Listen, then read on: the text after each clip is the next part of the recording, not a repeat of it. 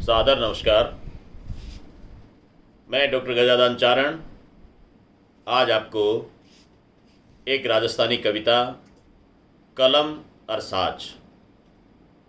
कलमकार को सत्य के साथ खड़ा रहना पड़ता है। सही कलम, समर्थ कलम वही मानी जाती है जो सत्य को उजागर करने की सामर्थ्य रखती है। मेरी एक कविता आप सबको बिना किसी पृष्ठभूमि के प्रस्तुत करता हूँ, सुनिएगा, आनंद लें कविता का। ओ भगत बायरो बतलावे इणसु अणजाण किया बनसी, ओ भगत बायरो बतलावे इणसु अणजाण किया बनसी, जे भाण उगणु भूल्यो तो सुन कलम साच बोलिया सरसी। सूर्य पर भी यदि प्रश्न उठाना पड़े तो कलम को उठाना ही पड़ता है। यदि सूर्य भगवान भी उदय होना विस्मृत कर जाए तो कलमकार को उन्हें भी कहना पड़ेगा, हे सूर्यदेव, आज आपके यहाँ देरी कैसे हुई। ये प्रश्न उठाने की सामर्थ्य कलमकार को रखनी पड़ेगी। किस तरह से व्यवस्थाएं हैं और किस तरह के प्रश्न उठाने पड़ते हैं, एक एक करके आगे बढ़ाता हूं कविता को, सुनिएगा। कि जण जण रे मन में भय जब्बर, रण रण त्रासा रणकार हुए, भण भण ए लोग भला भटके, खण खण खोटी खणकार हुए, देवारे जालर झणकारा, रैयत ऋणकारा दबी पड़ी, फाफी फणगारा फण फूले, ईमान धर्म पर मार पड़ी, कण कण धरती रो कांपे है, आभो किम धीरज अब धरसी, मरजाद धर्म ने राखण हित, सुन कलम साच बोलिया सरसी। दुनिया त्रस्त है, त्राहिमाम कर रही है, और यदि उनके उस दर्द को, उस पीड़ा को, उस भय को उजागर नहीं कर सकेगी तो कलम किस काम आएगी। कण कण धरती रो कांपे है, आभो किम धीरज अब धरसी, मर्याद धर्म ने राखण हित, सुन कलम साच बोलिया सरसी। मर्यादा के धर्म को यदि अक्षुण्य रखना है तो कलम को सत्य बोलना पड़ेगा।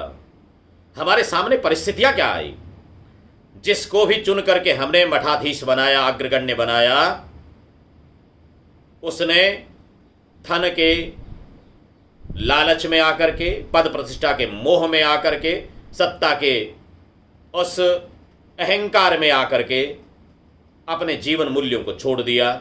जो कुछ करना चाहिए था वांछित वो काम नहीं हुआ। इसलिए हमें कहना पड़ता है कि जिण जिण ने चुनिया चोखा के, धोखा उण उण सू पाए लिया।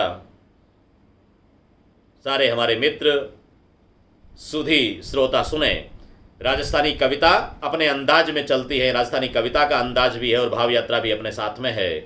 कि जिण जिण ने चुनिया चोखा के, धोखा उण उण सू पाए लिया, किण किण पर करस्या कोप कहो, मिण मिण पर भोपा माचरिया, चुनियोड़ा भिड़िया चोसर पर, मोसर भारत रो मंडन ने, ए खोसर खावेला खरा खरी, अवसर मिलता ही जनगण ने, युग चारण मोन हुआ जगरा, डाकी लोभीड़ा किम डरसी, सद राह बतावण रैयत ने, सुन कलम साच बोलिया सरसी।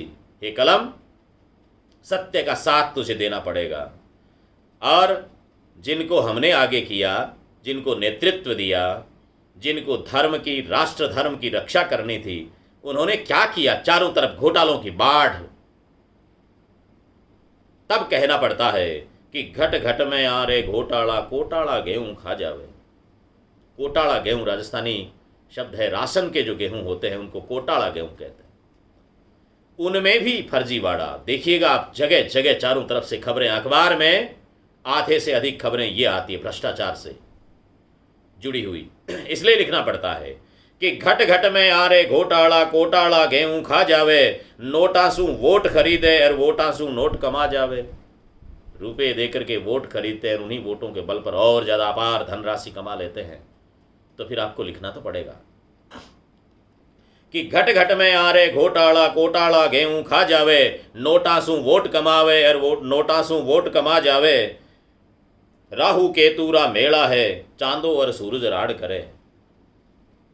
जो दुर्जन है उनमें एकता है, जो नेक है वो एक नहीं, और जो एक है वो नेक नहीं। ये हमारी समस्या है कि राहु केतुरा मेला है, चांदो और सूरज राड करे, अड़वा खुद पड़वा ता करे, या ऊभी फसला ने बाढ़ चरे, खुद आज चांदनी गिरवी है, चांदेसु इमरत किम झरसी, तारारी निरख निशासा ने, सुन कलम साच बोलिया सरसी।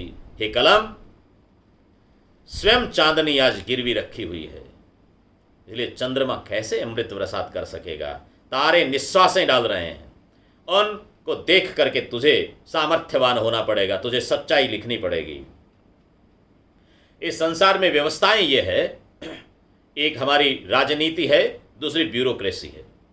एक दूसरे को संयमित, अनुशासित और मर्यादित बनाने के लिए दोनों के पास में दायित्व है, लेकिन यदि दोनों भ्रष्ट हो जाएं, दोनों पथ से विचलित हो जाएं, तो फिर कैसे काम चलेगा? ऐसा कुछ दौर इस समाज में, इस समय में चल रहा है। तब निवेदन करना चाहता हूं कि नेता जद धारे नुगराई सुगराई अफसर सिकलावे। नेता यदि नुगरे हो जाएं तो अफसरों का काम है कि उनको अच्छाई के रास्ते पर फिर से लाएं, उन्हें सच्चाई से अवगत कराएं कि नेता जद धारे नुगराई सुगराई अफसर सिखलावे और सगड़ाई भिड़जा सागे तो कुटड़ाई किणसु रुक पावे। जुटलावे जनने दे झांसा मुड़के आपस में मिल जावे और खट जाए विदेशी खाता में विटनेश परस्पर दे आवे।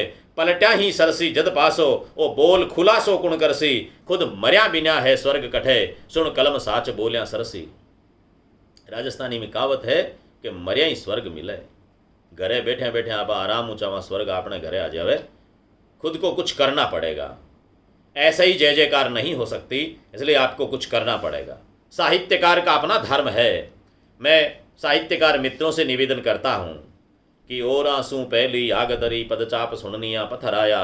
क्या साहित्य का दौर था, किस तरह से लोगों ने अपने सुख चैन को छोड़ करके रियासत की रियासतें छोड़ दी, वनवास देश निकाले लिए। बांका थारी बांकन ने काट सक्यो नह कोय, करोड़ पुसावतो एक लियो न देश निकाला दोय। इस तरह के रचनाकार हमारी इस सरजमी पे हुए हैं, जिन्होंने सत्य के साथ रह करके बड़े से बड़े दुख झेले हैं, संकट झेले हैं, अभावों के सामने रहे। केसरी सिंह बारठ जैसे लोगों ने रियासत को खो दिया। एक से एक बढ़कर क्रांतिकारियों का, भगत सिंह, चंद्रशेखर, राजगुरु, सबको देखिएगा। रचनाकारों की बात करें तो कितने कितने नागार्जुन जैसे लोग, रघुवीर साय जैसे लोग हमारे सामने, मुक्तिबोध जैसे लोग रहे हैं, जिन्होंने क्या क्या संकट सहन नहीं किया है।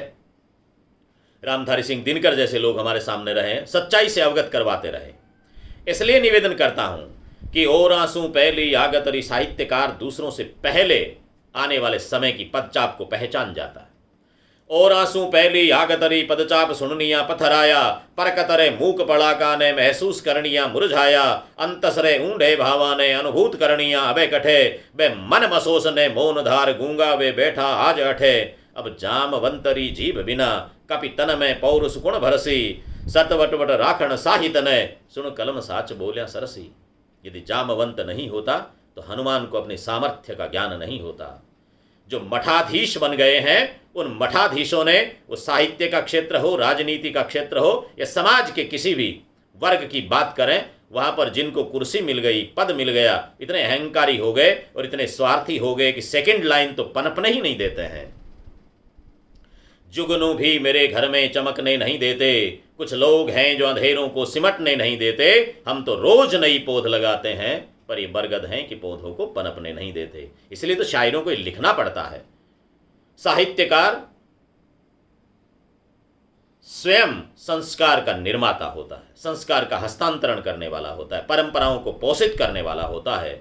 लेकिन वो भी जब सस्ती लोकप्रियता के चक्कर में, ये टीआरपी जैसे चक्कर में, आज साहित्य जब साहित्यिक मंचों पर सर्कस को लेकर के आ गया, तब कहना पड़ता है कि अश्लीलता के इस दौर में वाहियात चीज़ों को मंच पे ला करके बोलने वाले लोगों से निवेदन करता हूँ, हमारे साहित्यकारों के बीच में ये बात रखता हूँ कि सर्कस और साहित्य बीच जकी भेदक रेखावां से भेड़ी।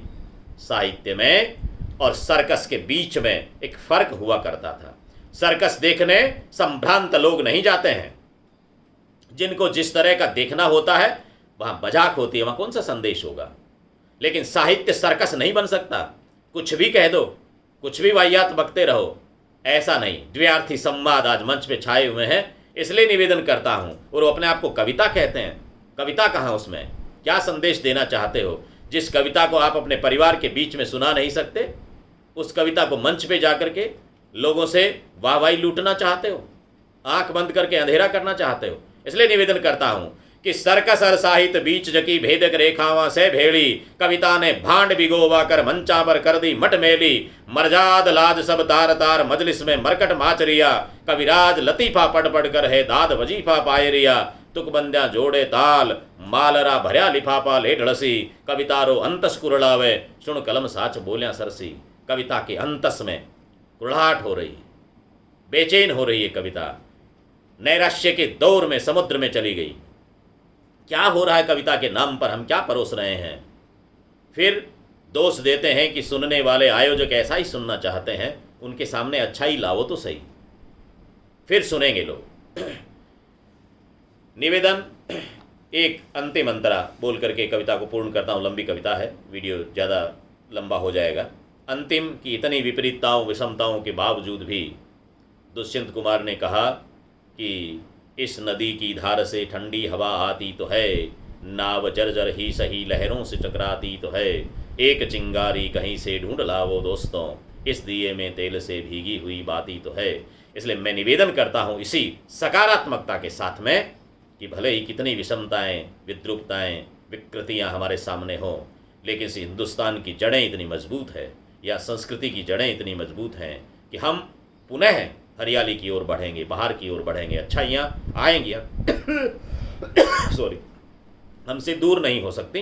इसलिए सकारात्मकता की पंक्तियों के साथ में कविता को पूर्ण करता हूँ कि है नाव अजय लग साव जोग, बस नावि करी निष्ठा घटगी। नाव अभी तक सही है नाव अजय लग साव जोग, बस नावि करी निष्ठा घटगी। लहरारे लोभ निमंत्रण में आँख्यां झट उणरी जा हटकी। पतवार संभालो निज हाथा, बातासू पार पड़े कोनी। और जाता पाता ने भूलिया बिन घाता, रो दूर रुके कोनी। तो समय साचरी कथा सुनावण, खुद वीर भद्र बननु पड़सी। समदररी साख बचावण ने, सुन कलम साच बोलिया सरसी। ये नाव अभी सावजोग है, बस नाविक की निष्ठा में थोड़ा सा फर्क आया है, और लोभ का, लहरों के लोभ निमंत्रण में उसकी आंखें जाके अटकी। उसे हमें थोड़ा सा अपने मर्यादा से, उसके दायित्व से उसको बोध ही करवाना है, फिर सारा काम ठीक हो सकता है। जातियों के दौर में, इस परिधियों में बंद करके, इन संकीर्णता के दौर में बंद करके नहीं। जाता पात्या न भूलिया बिन घाता, रो दूर रुके कोनी। यदि इनको नहीं भूले तो घात प्रतिघात होते रहेंगे। हमारी एक ही जाति है, वह भारतीय।